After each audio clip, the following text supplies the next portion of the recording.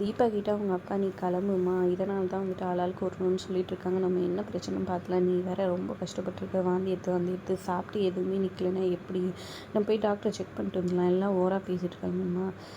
விடுப்பா 2 நாளில் ஜீரணக்குள்ளார சரியாயிடும்ப்பா, விடுங்கப்பா. நான் நல்லா சாப்பாடு வேணாம்னு சொன்னேன். நீங்கள் எல்லாம் சாப்பிடுன்னு தொல்லை பண்ணனால தான் இந்த மாதிரி ஆயிடுச்சுன்னு சொல்கிறாங்க.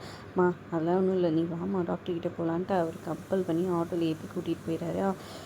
ஹாஸ்பிட்டலில் போய் இறங்கணுன்னாப்பா இதெல்லாம் தேவையாப்பா, வேண்டாப்பா, வாங்கப்பான்னு சொல்கிறாங்க. அதனால் கேட்காம நீ வாமா பார்த்துக்கலாம் அப்படின்னு சொல்லிட்டு அப்படியே இது பண்ணி கூட்டிகிட்டு போயிட்டே இருக்கிறாரு. தீபா அப்படியே பயந்துட்டுருக்குறாங்க ஒரு பக்கம். இன்னொரு பக்கம் இங்கே இந்து வந்துட்டு கோலத்தை போடுறாங்க. என்ன மாதிரி கோலம்னா பெரிய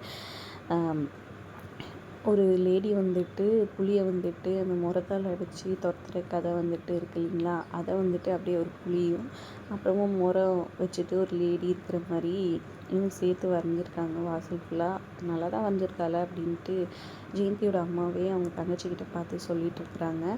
நீ வேறு சும்மாரு அப்படின்னு சொல்கிறாங்க. சித்ரா வந்து பார்த்துட்டு இதெல்லாம் ஒரு இதுப்பா அப்படின்னு சொல்லிட்டு ஜெயந்தியோட தங்கச்சி சொல்கிறது பார்த்து இதெல்லாம் உங்களுக்கு எங்கேன்னு தெரிய போகுது, அப்பேற்பட்ட புலியே வந்துட்டு முறத்தால் அடித்து துரத்துன வீரத்தமிழ்ச்சியோட இதுதான் இது அப்படின்னு சொல்லிட்டு இருக்காங்க. அப்போ ஜெயந்தியும் அவங்க அக்காவும் வந்து பார்க்குறாங்க. அப்போது ஜெயந்தி வந்துட்டு சூப்பராக வந்திருக்காங்களே, எனக்கு என்னமோ இந்த புலியும் அந்த பொண்ணையும் பார்க்கும்போது அந்த பொண்ணு தான் வந்துட்டு இந்து மாதிரியும் இந்த புலி தான் வந்துட்டு மாமா மாதிரியும் தெரியுதுக்கா அப்படின்னு சொல்லியிருக்காங்க. வாயை மூடிட்டு அமைதியாரு அப்படின்ற மாதிரி சொல்லிட்டு இருக்காங்க. அப்புறம் கரெக்டாக கிருபாகரனும் அவங்க தம்பி திவாகரும் வராங்க. யார் பண்ணது இது அப்படின்னு சொல்லி கேட்க அந்த பொண்ணு தான் சொல்கிறாங்க. பரவாயில்ல, உனக்கு கொடுத்த 2 வேலையும் நல்லா தான் பண்ணியிருக்க, ஆனால் இது மட்டோட இந்த வீட்டோட வேலை முடிஞ்சிடாது, இன்னும் நிறைய வேலை இருக்குது, போய் குளிச்சுட்டு வா அப்படின்ற மாதிரி சொல்கிறாங்க. உடனே போயிட்டு இந்து வந்து யோசிச்சுட்ருக்காங்க. ஐயோ குளிச்சுட்டு வர சொல்கிறாங்களே, நம்மக்கிட்ட துணி எதுவுமே இல்லையே, இப்போ என்ன பண்ணுறதுன்னு யோசிச்சுட்ருக்குறாங்க. அப்போ கரெக்டாக வந்துட்டு நம்ம ஜெயந்தி யாருக்கும் தெரியாமல் அவங்களோட புடவைங்களை எடுத்துக்கிட்டு வராங்க. வந்துட்டு என்னக்கா கூப்பிட்டாங்களா அப்படின்னு சொல்லி கேட்க, அதெல்லாம் ஒன்றும் இல்லை, நீ வரும்போது அப்படியே வந்துட்டு உனக்கு எதுவும் துணி இருக்காதுன்னு எனக்கு தெரியும், அதனால தான் என்னோடய சேரீயெல்லாம் கொண்டு வந்தேன்னு சொல்கிறாங்க. அப்புறம் அவங்க தயங்க, இங்கே பாரு, நீ இந்த வீட்டில் எல்லா வேலையும் செய்ய ஆரம்பிச்சிட்ட, அவங்க பொருளை யூஸ் பண்ணுறது அவங்க வீட்டில் சாப்பிட்றதெல்லாம் ஒன்றும் தப்பே கிடையாது, இருந்தா குடி, நீ போய்ட்டு குளிச்சுட்டு வா அப்படின்ற மாதிரி சொல்லி கொடுக்குறாங்க. ரொம்ப தேங்க்ஸ்க்கான்னு சொல்லி வாங்கி வச்சுட்ருக்காங்க. அப்புறம் குளிக்கலான்ட்டு இந்து யோசிச்சுட்டு நின்றுட்டுருக்கேன்.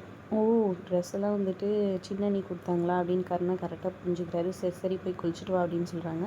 போயிட்டு பாத்ரூம் வந்து ஒருத்தல இருக்கிறத போய் பார்க்குறாங்க. திறந்து பார்த்தா ரொம்ப கன்றாவியாக இருக்குது. அதை பார்த்துட்டு இந்து கடுப்பாயிட்டு அதெல்லாம் ஒரு பாத்ரூமா என்ன கன்றாவின்னு வந்து புலம்பிகிட்ருக்குறாங்க. பப்ளிக் பாத்ரூம் எதுனா இருக்கா அப்படின்னு சொல்லி கேட்டிருக்காங்க. கருணா உடனே போயிட்டு அந்த பாத்ரூமுக்கு போய் பார்க்குறாரு. ஆமாம், கொஞ்சம் இதுவாக தான் இருக்குதுன்னு சொல்லிட்டு இவரே மொத்தத்தை கழுவி க்ளீன் பண்ணுறாரு. பண்ணிவிட்டு வெளியே வந்தோடனே இந்து வந்துட்டு ஏதாவது பிரச்சனைனா சொன்னால் தான் தெரியும், புரியுதா, வாய் திறந்து சொல்லணும், எது வந்தாலும் அப்படி வாய்க்குள்ளேயும் முணங்கிக்கூடாது, போய் குழி அப்படின்னு சொல்லிட்டு அங்கேருந்து போகிறாரு. இந்து அப்புறம் சிரிச்சுக்கிட்டே உள்ளே போகிறாங்க. போனால் டாப்பா இல்லை பாத்ரூமுக்கு. அப்புறம் உடனே டக்குன்னு கதவை தட்டுறாங்க. கருணா வராங்க. என்னாச்சு, இப்போ என்ன பிரச்சனைன்னு சொல்லி கேட்க, டாப்பா இல்லை அப்படின்னு சொல்கிறாங்க. இரு ஒரு நிமிஷம் அப்படின்னு சொல்லிட்டு அங்கேருந்து ஒரு கம்பி எடுத்து செக் பண்ணி பார்த்துட்டு இதை வச்சு மூடி பாருன்னு சொல்லிட்டு மூடி காமிக்கிறாங்க. அப்புறம் கரெக்டாக இருக்கான்னு கேட்க, சரியாக இருக்குது அப்படின்னு சொல்லிடுறாங்க. அப்புறமா சிரிச்சுக்கிட்டே இவங்க பாட்டுக்கு ரிஃப்ரெஷ் ஆகிட்டு வராங்க. வந்து சுற்றி பார்க்குறாங்க. சாமி ஃபோட்டோ எதுவும் இல்லைன்னு கருணா கிட்டே ஏதாவது சாமி ஃபோட்டோ இருக்கான்னு கேட்குறாங்க. இதுவே கார் ஷீட்டு, நான் சும்மா 10 நின்றுட்டு அண்ணன் கூப்பிட்டாருன்னு ஏஞ்சி போயினே இருப்பேன், இதில் எங்கேருந்து அதெல்லாம் வரும்னு சொல்கிறாங்க. சரின்ட்டு அங்கேருந்து கேலண்டர் படத்தை எடுத்து வைக்கிறாங்க. அப்புறம் அவங்க அம்மாவோட ஃபோட்டோ ஃபோனில் வச்சுட்டு அப்படியே சாமி கும்பிட்ருக்காங்க. அம்மா ஊதுவத்தி கற்பூரம் இதெல்லாம் இருக்கான்னு கேட்குறாங்க. அதெல்லாம் இங்கே இருக்கோம், இது சும்மா, இது என்ன வீடு நினச்சியா அப்படின்னு சொல்லி கேட்டுட்ருக்காங்க. சரி போய் இதெல்லாம் வாங்கிட்டு வா, அதுக்கு முன்னாடி வீட்டுக்குள்ளே இந்த மாதிரி செப்பலெல்லாம் போடணும், நான் எப்பவுமே போட்டுன்னு வருவேன், 4 பேர் புழங்குற இடம் இல்லை, இந்த மாதிரியெல்லாம் போட்டுன்னு வரக்கூடாது, முதல்ல இதெல்லாம் வெளியே விட்டு வா, போயிட்டு ஊதுவத்தி கற்பூரம்லாம் வாங்கிட்டு வா. என்ன இது உன்னோட தொல்லையாக போச்சுன்னு சொல்ல, உங்கள் அண்ணன் சொன்னார் என் கழுத்தில் தாலியை கட்டினால எனக்கு இதெல்லாம் இப்போ தேவை, போய் வாங்கிட்டு போ அப்படின்ட்டு அமுச்சு வைக்கிறாங்க. அப்புறம் வேறு வழி இல்லாமல் கருணாவும் கிளம்பி போகிறாரு. அதோட எபிசோட் முடியுது. தேங்க்ஸ் ஃபார் வாட்சிங்.